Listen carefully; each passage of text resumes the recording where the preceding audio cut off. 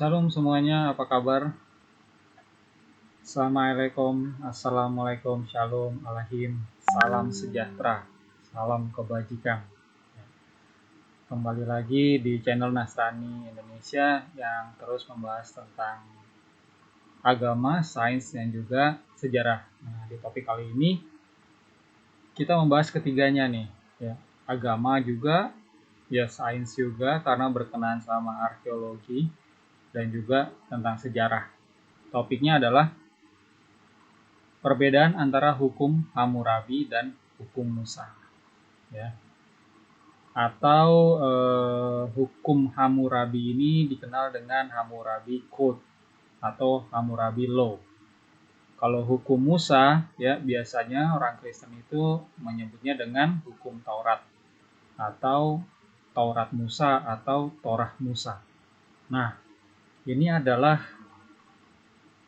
dua hukum kuno untuk peradaban masyarakat kuno, ya. Ini adalah poin-poin yang akan saya coba ulas, ya.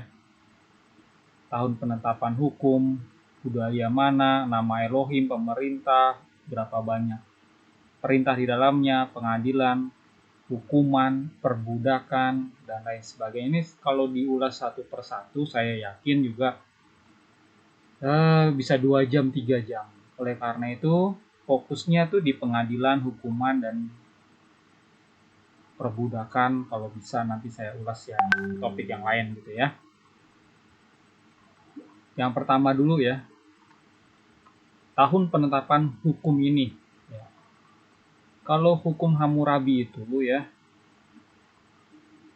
sudah lebih dulu ada sebelum adanya hukum Musa. Gitu. Jadi sekitar 1700 sebelum Masehi, sebelum Tuhan Yesus datang ke bumi ya, hukum ini ada. Jadi benar-benar untuk masyarakat kuno. Sementara Musa ya, itu berapa ratus tahun kemudian pada saat dia mengeluarkan bangsa Israel mau dapatkan properti di tanah Kanaan ya. Nah, sebelum masuk ke sana dipersiapkan dulu nih di padang gurun.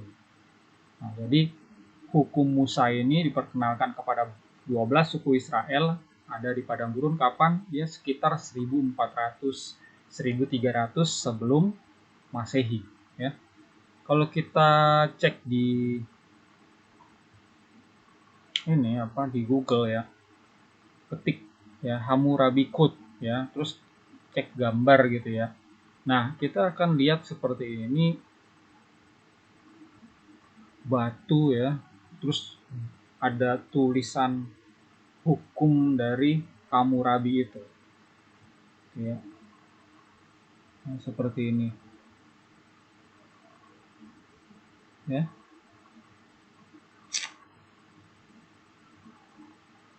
Ini lebih jelas. Nah, berkat peninggalan yang bisa ditemukan oleh para arkeolog ya, makanya kita bisa tahu, oh ternyata ada masyarakat yang lebih kuno ya dengan hukum-hukumnya juga. Nah, jadi Hammurabi Code atau hukum Hammurabi ini jadi salah satu hukum tertua di dunia yang bisa diketahui lewat arkeolog ya. Sebelumnya sih sebenarnya ada juga ya yang dari Sumeria. Cuma saya membandingkan di video ini hukum Hammurabinya dulu ya. Itu ya. Oke, terus saya balik lagi.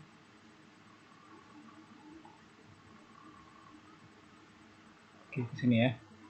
Nah, budayanya mana? Ini budayanya adalah Mesopotamia atau lebih tepatnya ini Babilonia. Ya. Babilonia itu di mana? Coba kita lihat ya. Search King. Jadi nah, ini dia. Enggak. Nah, ini adalah Ancient Near East, Babilonia di sini. gitu ya. Ur itu ada di sini, kota di mana munculnya kakek Abraham, gitu ya. Yerusalem tuh di daerah sini. Ini dia, Yerusalemnya Israel di sini. Tapi pada masa Hammurabikut tentunya belum ada bangsa Israel. Jadi bangsa Israel itu kan adanya ya itu tadi, ya di zaman adanya hukum Musa pertama kali. Ya 1400 atau 1300 sebelum Masehi. Nah, sebelumnya mereka itu ada di Mesir ya, menurut catatan Alkitab mereka diperbudak di sana. Gitu. Nah, lalu mereka keluar membebaskan diri ke Gurun Sinai nih di daerah sini. Saya perbesar aja.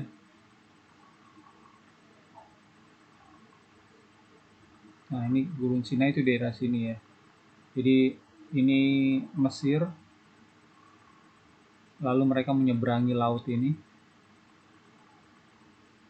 Gurun Sinai inilah mereka dididik sama Musa, hukum Musa atau Taurat Musa atau Torah Musa di sini. Nah, karena mereka ini belum punya properti, belum punya tanah, padahal mereka adalah negara atau bangsa yang besar. Oleh karena itu mereka ekspansi ke Kanaan. Di daerah sinilah mereka merebut tanah atau bangsa-bangsa. Gitu ya.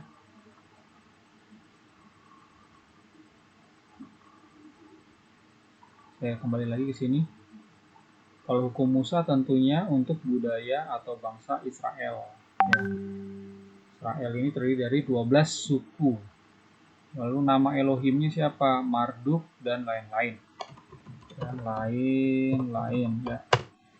Tuhan tertinggi atau sesembahan tertingginya adalah Dewa Marduk. Ya.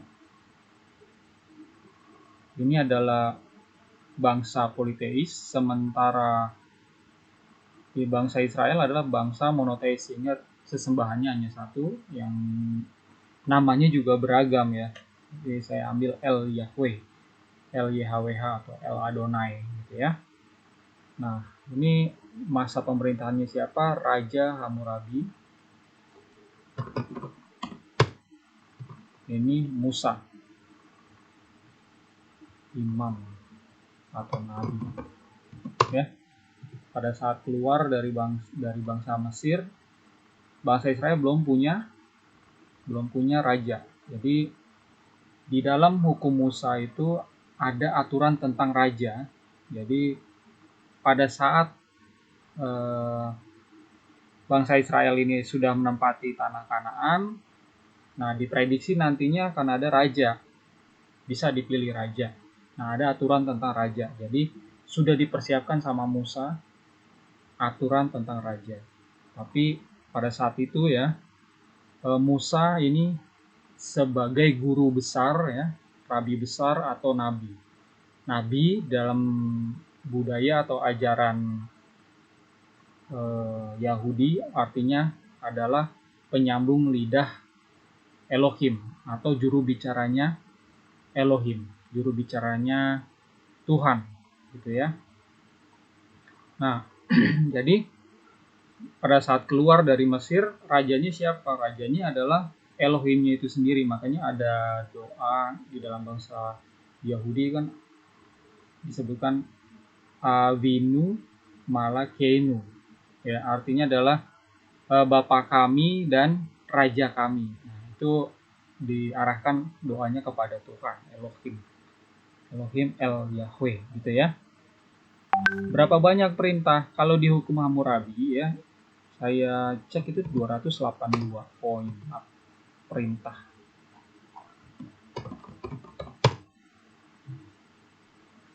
Sementara ini 613 perintah. Atau disebut dalam bahasa Ibrani mitzvot. Dari jauh lebih banyak, jauh lebih detail hukum Musa daripada hukum Hammurabi. Ya, saya perlihatkan dulu ya. Ini sumber, kalau mau baca list ya hukum Hammurabi itu ada berapa banyak dan apa saja bisa dilihat di linkride.edu ya. Ini saya scroll down ke bawah, benar nggak 282? Benar ya, 282. Oke, sementara saya ambil dua website Yahudi untuk menjelaskan atau mencari informasi mengenai detail hukum Musa. Jadi ini kabat.org ini juga memberikan list kepada pembacanya. Itu total 613, benar ya. Sementara di Judaism 101 nama linknya adalah jewishfact.org, itu juga ya, total 613. Jadi siapa sih sebenarnya yang merinci hukum Musa ini? Itu adalah seorang rabi namanya Rambam gitu. Jadi ini hidup setelah zamannya Yesus, setelah zamannya Bar Kokhba ya, Rambam. Coba kita cek aja. Di sini Rambam itu hidupnya tahun berapa ya? Nama aslinya adalah Moshe ben Maimon. Ya, ini lahirnya 1138, meninggalnya 1200. Jadi di abad, bisa dibilang di abad 12 ya, di abad 12. Ini adalah rabi yang terkenal, jadi teladan banyak rabi dan teladan juga untuk bangsa Yahudi. Nah, beliau ini yang merinci. Tadinya kan yang namanya hukum Musa itu ada di dalam kitab Keluaran ya, Imamat, Bilangan, Ulangan. Nah, karena ini terserah di 4 kitab, terus saling tumpang tindih juga ya. Nah, dirincilah sama si Rambam ini. Jadinya total 613. Oke. Nah, saya sekarang masuk di pengadilan. Di pengadilan sebenarnya ada nggak sih di hukum Hammurabi dan hukum Musa? Apakah semuanya yang menentukan benar salah kalau ada satu kasus gitu ya, langsung kepada hakimnya sendiri atau bagaimana? Nah, kita cek di Hammurabi Code ya. Nah, di Hammurabi Code ya, yang pertama di sini adalah tentang pengadilan itu sendiri. Jadi ada 5 poin tentang pengadilan. Jadi memang sejak di peradaban kuno pun ya, orang itu tidak main hakim sendiri. Orang itu tidak barbar ya. Begitu ketemu pencuri, gebukin gitu kan. Nggak barbar seperti itu. Jadi memang ada hukuman yang memang menantikan si pelaku kejahatan, tapi harus diadili dulu ya. Di sini ya, poin yang pertama, if a man brings an accusation against another man charging him with murder but cannot prove it, the accuser shall be put to death. Jadi ini nggak sembarangan untuk menuduh orang sebagai pembunuh. Kalau dia nggak bisa membuktikannya, ya berarti hukuman untuk dia adalah kematian ya. Lalu yang poin kedua apa lagi nih? Ini panjang ya. Yang pendek aja deh. Nomor 4. If a man bears false witness concerning grain or money, he shall himself bear the penalty imposed in the case. Gitu ya. Jadi kalau dia itu bersaksi dusta ya tentang grain itu gandum atau uang ya, dia sendiri yang akan terkena penaltinya. Coba terjemahan saya. Jika seorang memberikan kesaksian palsu tentang gandum atau uang, dia sendiri akan menanggung hukuman yang dijatuhkan dalam kasus tersebut ya. Jadi seperti ini. Ada ya, jadi di sini ada pengadilan. Nah, kita lihat di Musa. Oke. Coba kita cari di website kabat.org ini tentang kok. Nah, ya, the court ada ya, the court artinya kan pengadilan.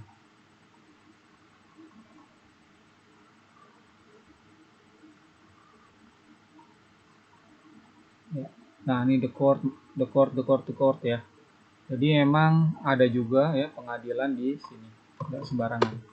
Ya, pernah dengar kisahnya Yesus kan pasti ya, pada saat sebelum disalib diadili oleh Sanhedrin. Jadi ini adalah eh, pengadilan untuk memutuskan kasus-kasus lah di dalam bangsa Yahudi, apakah dia dianggap melanggar hukum Musa ini atau enggak. Nah, si Yesus ini ternyata dijatuhi hukuman. Kenapa? Karena ya dianggap sebagai penista agama Yahudi ya, dengan menyatakan diri sebagai Bar-Alaha atau anak Elohim. Nah, tentang hukuman Yesus ada di video saya ya.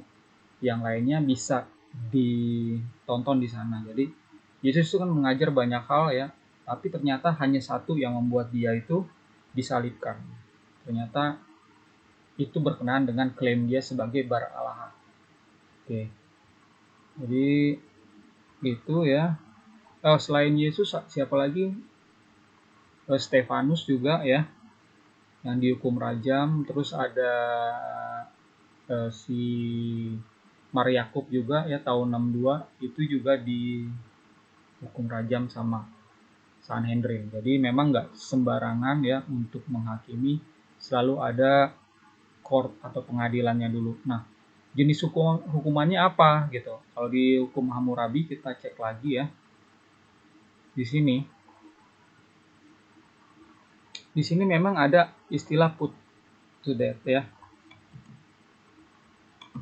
Jadi namanya hukum kematian itu sudah ada sejak zaman purba, zaman 1700 sebelum Masehi ya. Di sini melanggar put to death. Jadi hukumannya mati. Nah, kematian ini apa gitu ya? Saya sempat cari di lewat Google ya. Saya tidak menemukan atau belum menemukan yang pasti itu untuk hukum Hammurabi ini. Kalau dibilang put to death ini apa gitu ya, itu belum ada yang pasti. Jadi saya nggak bisa mereka-reka gitu ya. Selain hukuman mati, ternyata ada juga yang direndam di dalam air gitu ya. Coba nih. Nah ini dia. Coba water. Nah ini dia. Throw her into water. Jadi dia tuh saya direndam gitu.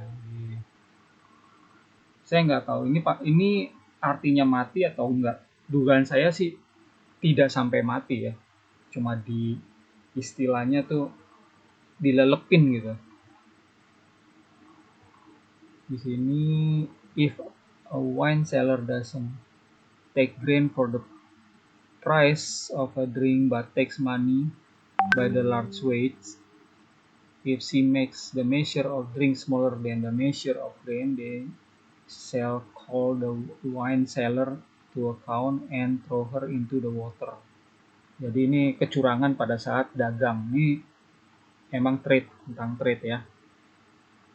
Terus ini juga ya, throw them into the water. If the wife of a man is caught lying with another man, they shall bind them and throw them into water. Nah, kalau ini diikat lalu dicemplungin ke air ya. Jadi kalau perempuan yang sudah menikah terus dia selingkuh, nah keduanya diikat ya pakai tali terus ceburin ke air. Gitu ya. Ada lagi nggak yang lain? Nah ini juga she shall be cast into water. If a man has betrothed a maiden to his son and his son has known her, and afterward the man has lain in her bosom and been caught, that man shall be strangled and she shall be cast into water. Ya, terjemahannya yang paling pas itu seperti apa kita lihat di sini. Jika seorang pria telah menjodohkan seorang gadis kepada putranya dan putranya telah mengenalnya, dan setelah itu pria itu berbaring di dadanya dan ditangkap, pria itu akan dicekik dan dilemparkan ke dalam air. Nah, oh ya ini strangle. Jadi hukuman mencekik lalu dilemparkan ke dalam air ini juga ada. Nah, di dalam Judaism ya, itu nggak ada nih seperti ini. Sebentar saya cari lagi, masih ada nggak? Oh, ternyata udah nggak ada ya hukuman seperti itu. Cukup unik ya hukuman di zaman dulu ya. Nah, sekarang kita masuk ke Judaism. Hukumannya apa aja sih? Kita lihat ya. Core. Yang tadi, sorry pakai website ini aja. Nah, ini udah ada ya. Poin 545 sampai 549. The court must carry out the death penalty by stoning. Jadi ada yang pakai rajam batu ya. Ini si Stefanus sama si Maryakub kan matinya di rajam. Terus the court must carry out the death penalty by burning, dengan dibakar. Ini Imamat 20:14. Coba saya cek ya. Imamat 20 ayat 14. Itu bila seorang laki-laki mengambil perempuan dan ibunya, itu suatu perbuatan mesum. Ia dan kedua perempuan itu harus dibakar supaya jangan ada perbuatan mesum di tengah-tengah kamu. Wah, ini keterlaluan banget. Ya. Sebenarnya di dalam budaya Judaism atau orang Israel ini hidup poligami itu oke-oke aja, cuma kalau dia melakukan seks anak sama ibunya, nah seperti ini nih hukumannya, dibakar gitu ya. Lalu the court must carry out the death penalty of the sword, jadi ditikam dengan pedang. Keluaran 21 ayat 20. Coba saya baca ya. Keluaran 21 ayat 20 itu tentang apa? Apabila seorang memukul budaknya laki-laki atau perempuannya dengan tongkat sehingga ia mati karena pukulan, pasti budak itu dibalaskan. Sword. Keluaran 21 ayat 20. Wah. Kayaknya salah ini yang di sini. Exodus itu kan Keluaran 21 ayat 20 ya. Ini tentang budak ya.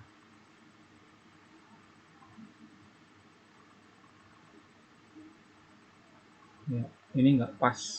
Oke. Saya tidak bertanggung jawab terhadap hal ini ya, tapi intinya memang ya kalau yang namanya manusia yang buat website juga bisa salah ya. Di sini si penulisnya menulis kalau hukuman di dalam hukum Taurat itu salah satunya adalah dengan pedang. Lalu the court must carry out the death penalty strangulation, itu juga dengan cekik. Ini Leviticus Imamat ya, Imamat 21 10.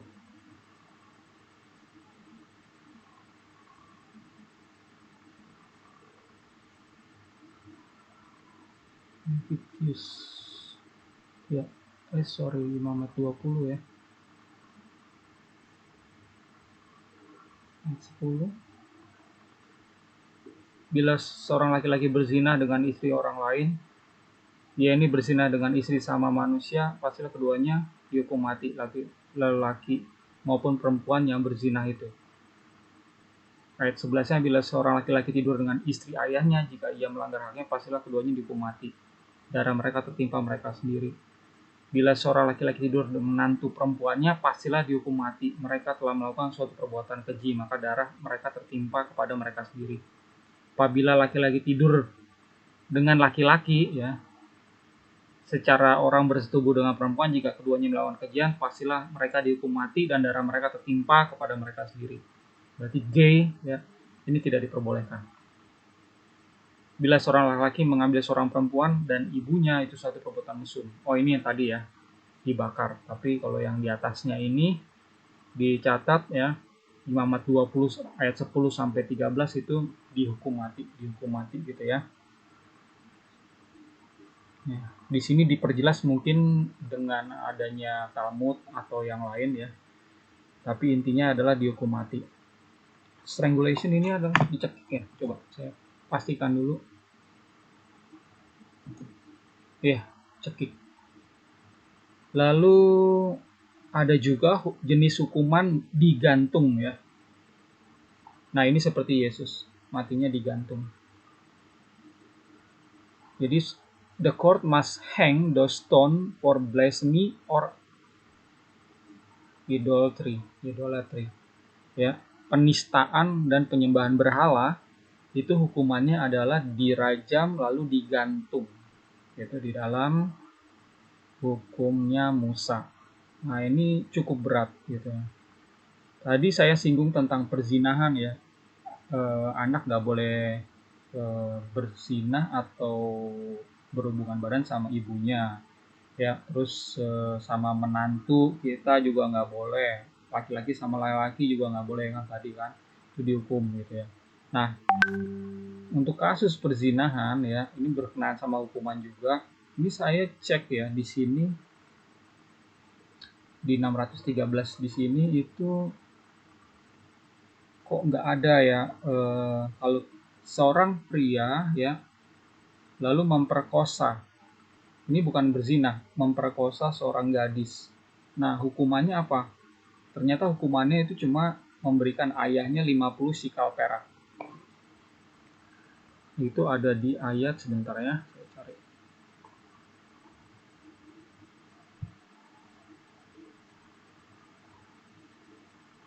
Oke. Ulangan 22 ayat 29. Ya. Maka haruslah laki-laki yang sudah tidur dengan gadis itu memberi 50 sikal perak kepada ayah gadis itu, dan gadis itu haruslah menjadi istrinya. Sebab laki-laki itu telah memperkosa dia selama hidupnya, tidak boleh laki-laki itu menyuruh dia pergi. Jadi enak ya sebenarnya ya kalau punya uang. Udah gitu kan boleh poligami di dalam budaya Yahudi. Jadi kalau ngelihat perempuan lain gitu kan, waduh berhasrat gitu kan, belum ada tunangannya nih gitu kan, masih ranum, usianya mungkin masih belasan tahun, 15, 16. Nah, diperkosa aja, terus bayar ke bapaknya 50 sikal perak. Kalau kalau bapaknya happy ya, anak itu dikasih ke dia sebagai istrinya. Walaupun si gadis itu udah trauma gitu ya, orang diperkosa gimana. Nah, ini adalah bentuk hukuman dari eh, hukum Musa yang ada di tahun 1400 sebelum Masehi awalnya. Dan ini terus berlaku sampai di zaman Yesus gitu ya.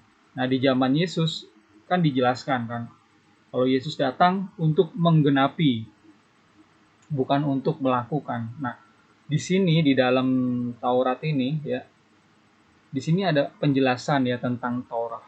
Ada aturan tentang Torah ya. Saya coba. Nah, ini tentang Torah ya. To honor the old and the wise, to learn Torah and teach it. Nah, di sini ya. Jadi semua bangsa Yahudi termasuk rabi-rabinya itu diperintahkan Musa untuk belajar ya dan mengajarkannya.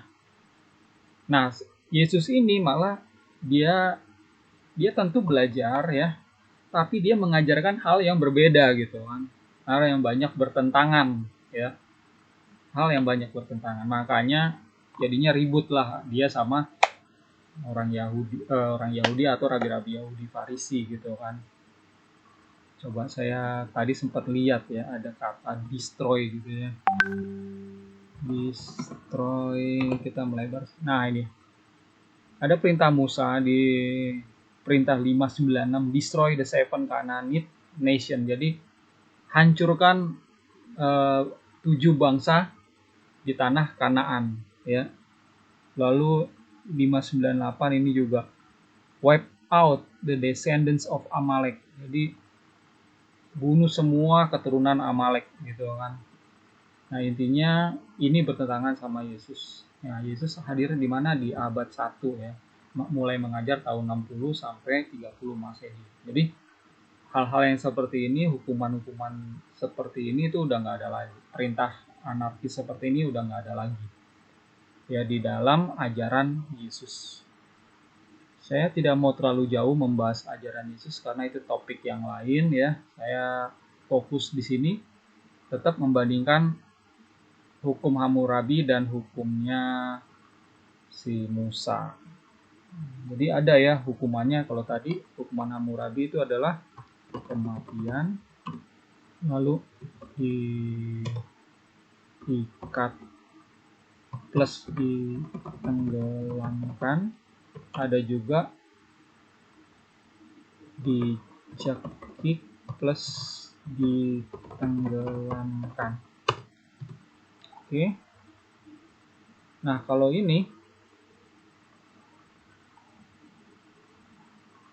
ya, kematian, terus ada yang dibakar hidup-hidup, terus ada yang ditikam pedang ya, terus ada yang dirajam dan digantung ya. Oke, satu lagi deh saya bahas supaya pas gitu 8. Perbudakan ada nggak di hukumnya Hammurabi? Ada. Nah, ini saya coba. Slave. Nah, ini dia. Ya. Nah, ini tentang family ya. Tentang wanita yang atau seorang istri yang ingin divorce suaminya gitu loh. Nah, kalau suaminya ini berkenan untuk oke deh divorce, bercerai. Nah, dia bercerai pergi gitu ya. Tapi kalau ternyata si suaminya tidak mengizinkan dan salah istrinya, di dalam pengadilan bisa dibuktikan kalau istrinya ini yang salah gitu ya.